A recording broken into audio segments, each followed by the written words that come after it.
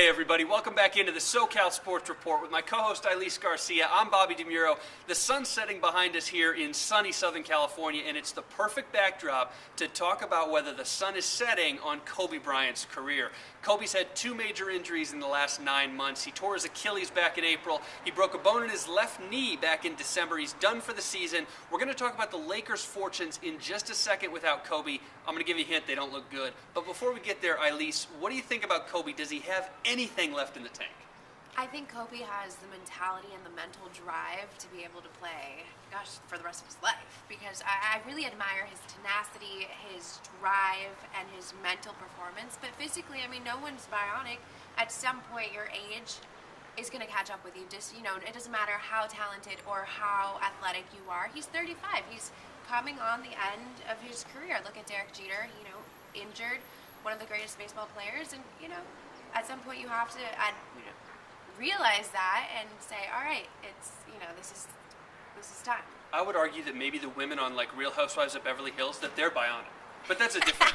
Well, they have some help too. They've got a little bit of help, different help from Kobe. I agree with you, and I think the Derek Jeter comparison is interesting because the Yankees almost forgot that Jeter was going to get old, that Rivera was going to retire, that Cano was going to become a free agent. I know they thought they were going to re-sign him, but life now for the Yankees in the future looks a little bleak for a little while, and It's not what they're used to.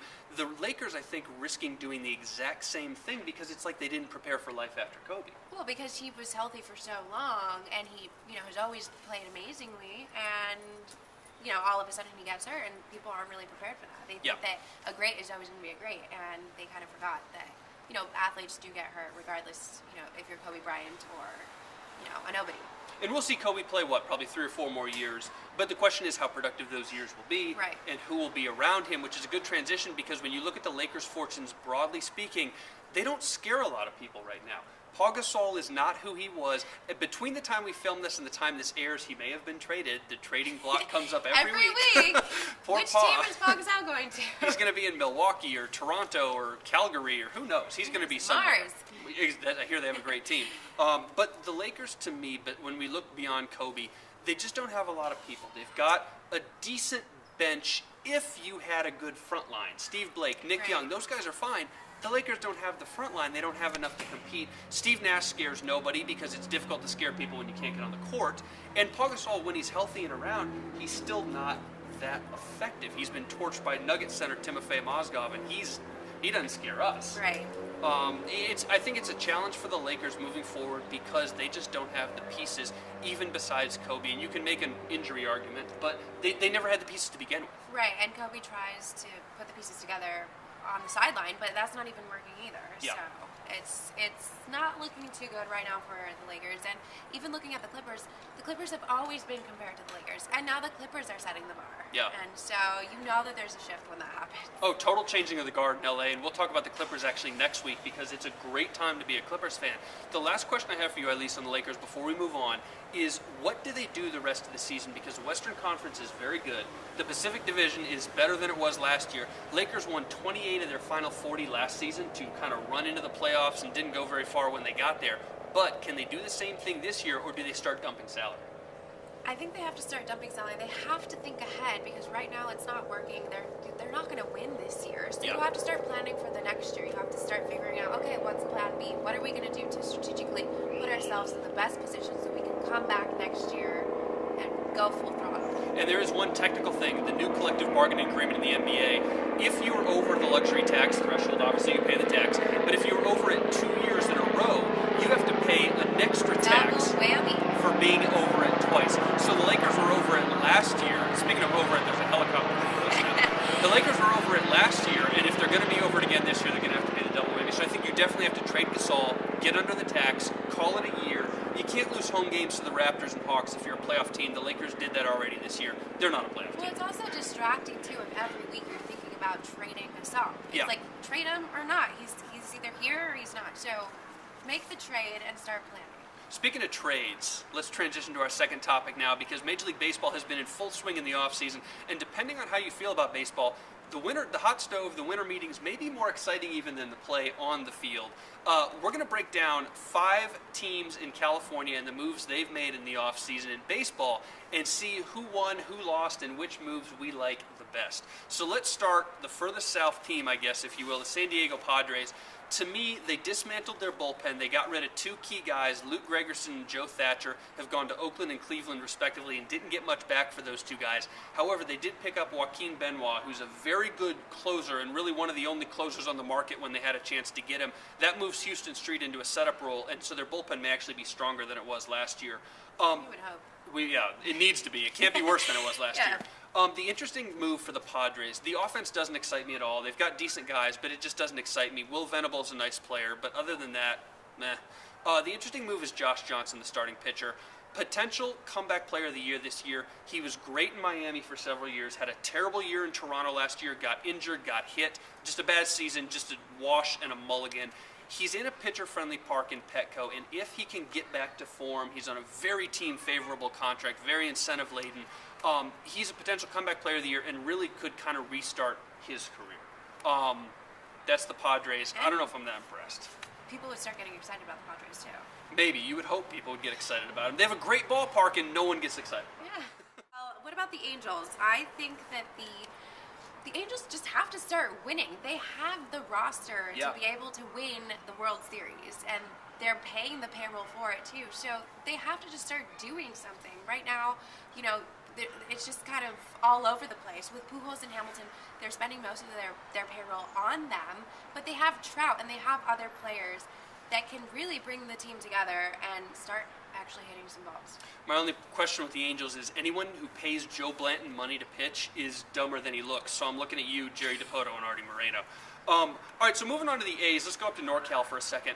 I like what the A's did in their bullpen. They made 2 really quiet moves. We mentioned getting Luke Gregerson from the Padres. He's a guy who's had a couple good years in San Diego, and there's no reason he couldn't continue that in Oakland. The other guy, they traded Brett Anderson, a starting pitcher who's been injured a lot, to the Colorado Rockies, my team, for Drew Pomerantz, a very hard-throwing left-handed pitcher who never really developed in Colorado. I think Pomerantz, in the right system in Oakland, could actually really become the prospect we all thought he was 4 and 5 years ago. Offensively, they've got the Cuban, Yoenis Cespedes. He's great. My long-lost cousin. And he's Cuban, so we love him on this show. And Stephen Vogt behind the plate really kind of asserted himself last year and became their catcher. So I think the A's, it's not that they got so much better in the offseason, it's that they had a great team and they didn't get worse. And I think sometimes when you evaluate winter meetings and hot stove talk, it's not about getting better or making big risky moves, it's about not getting worse. Yeah, they definitely did not do that. Although I do have to go back because I'm still trying to process the fact that you said that you're a Colorado Rockies fan. That's for another show. All right, let me do the Giants before she starts talking about the Dodgers, whatever. The Giants, Tim Hudson obviously is a big pickup for them in the offseason. They have a couple, but Tim Hudson, the starting pitcher, he's in great shape. He's getting older, but he keeps himself in great shape. And he has had some arm troubles, but he's beyond that. The question with him is that gruesome ankle injury he had last year. We're not going to link a video to it because it's disgusting. I don't want to see it again. It was bad the first time when Eric Young Jr. inadvertently stepped on his ankle. If he's healthy, he's going to be a great pitcher for them. He's perfect for their starting rotation, and he's got a couple years in him. They re-signed Javier Lopez in the bullpen, which is critical. They re-signed Ryan Vogelsong, who's another pretty good starting pitcher. The other big pickup for them is Michael Morse, the outfielder. They had no home run power from guys not named Pablo Sandoval or Hunter Pence last year. This will give them a little bit of pop and a little bit of power. They're able to take a flyer on him that was relatively cheap for a power-hitting outfielder. I think he's a great pickup. And I like what the Giants did. My only question is, University of Washington prospect Tim Lincecum, been great for the Giants for a while. Last year on the road, 0-9, 9.95 ERA. It'd be hard to do worse than that. Yeah, hopefully it's just a one-year fluke. But at the same time, though, I'm not a Giants fan or a San Francisco fan in any sport, So keep doing it. Yeah, keep on doing it. Speaking of not being a San Francisco fan, Ailis has the Dodgers because she loves LA. I do love LA, and the Dodgers are looking amazing right now. I think that they are in a great position. Just the Boston Red Sox are in a great position, too, to win the World Series, but I think the Dodgers can really bring it again this year and give them a run for their money. They with the roster that they have right now, it's looking really good. They could potentially, at the time that we're filming right now, they don't have Tanaka, but they could be acquiring him They're in the mix. in the very near future, and he would be a great addition to the team for the pitching staff, and as well as Price from the Rays. Although they would have to fork out a lot of money for them, but the Dodgers are the team to fork out money for players. If anybody's spending money, it's Magic Johnson. Yeah, definitely. So I think that right now they're in a really awesome position to do some really great things and start the year off on a really great note, because last year they really didn't pick up steam until the middle of the season. Yeah, and Yasiel Puig, and I think that's a big question, is does Puig do this year what he did last year, or does the rest of the league adjust to him? You know, that's something that we're just going to have to wait and see, but I think people are excited to see, you know, what he not only does on the field, but off the field as well. So there's going to be a lot of talk around the Dodgers. He's not driving anymore, so that's true. a good thing. It's always good. You know, he needs some type of a mentor to at least keep him in his place. Well, theoretically. All right, so one last question on Major League Baseball before we move on, Ailis. Who do you think made the best single move in the offseason? Which team picked up the best player, or maybe the most underrated player?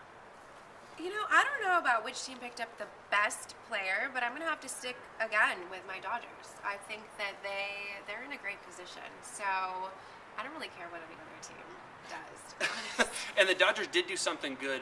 They re-signed Juan Uribe. If they can't get Michael Young back, they needed Juan Uribe, so that was a good re-signing for them. I'm going to stay in Anaheim in LA because I know you're an LA girl, so I'll play with you here.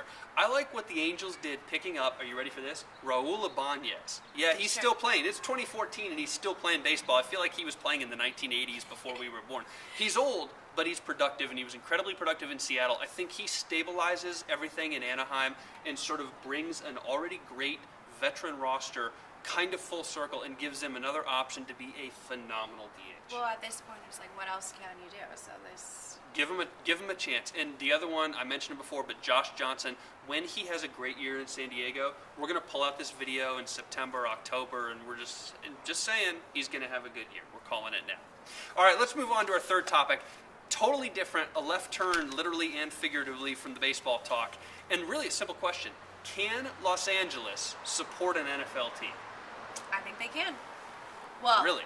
Personally, I'm obviously a USC fan, so that is my LA team. But there is potential for a football team to come to Los Angeles for people to rally around and to really support and become great fans of. It's the second largest market here in the United States, and we don't have a football team. I think that's a little ridiculous. You know, obviously we did have two before, and they didn't necessarily work out. But right now there's other teams in the NFL that could potentially move here to Los Angeles and really create a home for themselves. You done? Go ahead. All right, I'm going to hit you with a dose of reality. NFL is not something LA can support, at least not with a team moving here. If they move in the expansion in a couple years, maybe. But here's why, and there's a few reasons. First off, where do you put the stadium? If you put it in the Valley, you alienate people in Orange County. If you put it in Riverside, you alienate people in West LA. LA is not only so big, but it's so sprawling, it's difficult to centrally locate a stadium. Ailis mentioned to me off camera about how, well, the Yankees are in the Bronx, they're not in Manhattan. That's true, but they've been there forever. There's at least establishment there. With LA, with you plopping down a new stadium in the city of industry they're talking about right now, I would never go to a game. Second problem, Ailis is unique. She's from Los Angeles. She grew up in Los Angeles. She's one of like 50 people in LA who are actually from here.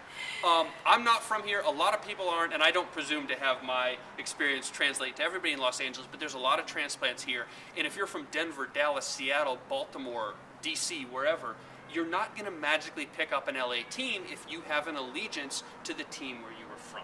Which makes sense. But at the same time, too, everybody that is growing up here in Los Angeles, I think that you would grow up with a team that you could claim allegiance to, whichever team comes to LA.